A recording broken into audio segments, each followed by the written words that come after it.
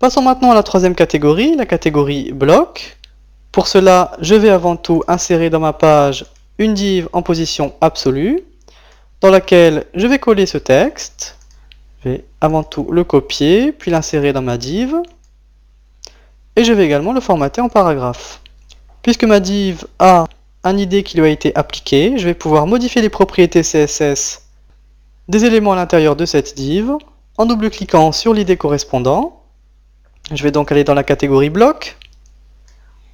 Et la première propriété CSS que l'on découvre, c'est la propriété word spacing qui permet de définir l'espacement entre les mots. Si je choisis par exemple une valeur de 10 pixels et que je clique sur appliquer, eh bien je n'aurai pas de prévisualisation dans la fenêtre d'édition visuelle de Dreamweaver, c'est-à-dire en mode création. Pour voir le résultat, je dois d'abord cliquer sur OK, puis sur affichage en direct. Et là, je me rends compte que l'espacement entre les mots a bien été modifié. Je vais retourner dans la définition de règles et dans ma catégorie bloc. Juste en dessous, j'ai la propriété letter spacing, c'est l'espacement entre les lettres. Je peux par exemple choisir un espacement de 3 pixels et cliquer sur appliquer. Et cette fois-ci, j'ai bien une prévisualisation. L'espace entre les lettres a été modifié. Je peux également modifier, grâce à la propriété texte aligne, l'alignement du texte. Par défaut, il est à gauche, mais je peux également choisir à droite. Et mon texte est aligné à droite. Je peux également choisir au centre. Ou alors, je peux choisir de justifier mon texte. Et comme on peut le constater, le texte est aligné à gauche, mais sur la droite, il n'y a plus d'espace entre le dernier mot et le bord de mon paragraphe. La propriété text indent me permet, comme son nom l'indique, d'indenter la première phrase de mon paragraphe.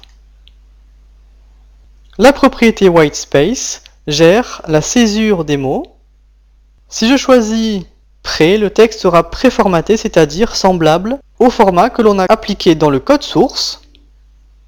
Si je choisis no wrap, cette fois-ci, le texte ne reviendra à la ligne que lorsqu'il rencontrera une balise BR.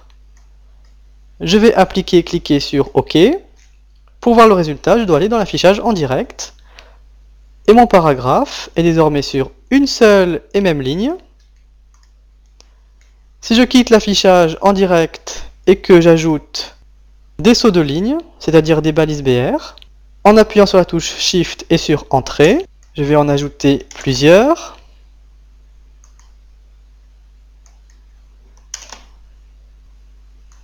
Je vais prévisualiser le résultat dans mon navigateur, j'enregistre les modifications, et je me rends compte que le texte est revenu à la ligne uniquement là où j'ai placé les sauts de ligne.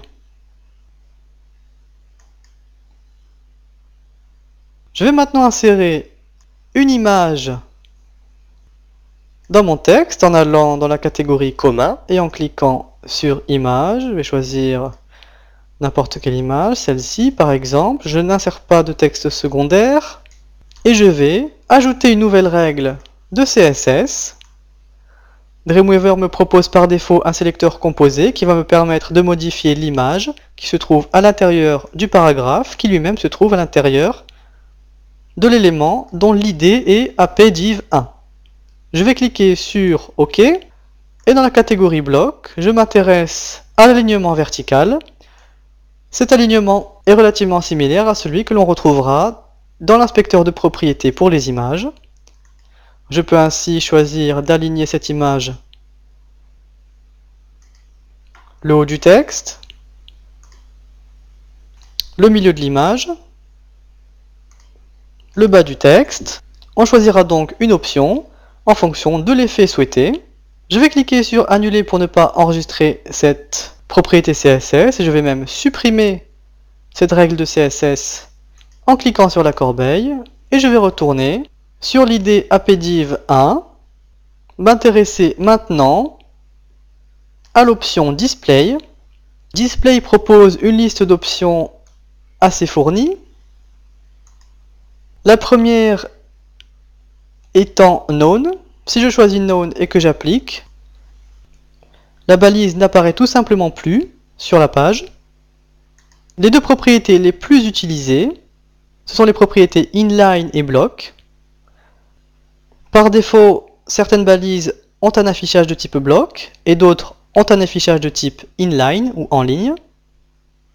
Alors les balises en ligne sont les balises de type strong pour passer un texte en gras, les balises EM ou les balises span qui permettent d'ajouter un attribut style et de modifier le style d'un texte à l'intérieur d'un élément bloc. Et les balises de type bloc, eh bien, on peut prendre l'exemple très simple des paragraphes. Lorsqu'on ajoute un paragraphe à cette page, il va s'afficher en dessous du premier. Alors je vais prendre quelques exemples simples. Je vais sélectionner ces trois mots et ajouter une balise strong. Puis je vais modifier ce paragraphe. Je vais en ajouter un deuxième ici. Et je peux maintenant bien modifier la valeur display pour cette balise en allant ajouter une nouvelle règle de CSS. Je vais donc modifier la balise strong qui se trouve dans la balise de paragraphe qui elle-même se trouve dans ma div en position absolue. Je vais cliquer sur OK. Je vais dans la catégorie bloc et je vais choisir pour cette balise strong qui est par défaut en ligne un display de type bloc. Je vais cliquer sur appliquer et maintenant cette balise strong se comporte comme un paragraphe. Elle n'est plus affichée en ligne. C'est désormais un bloc. Les autres blocs que l'on affichera, les blocs de type paragraphe par exemple, vont s'afficher en dessous ou au-dessus de ce nouveau bloc. Si je choisis à nouveau inline et que je clique sur appliquer, cette balise strong ne se comporte plus comme un bloc, mais plutôt les caractères sont à nouveau en ligne.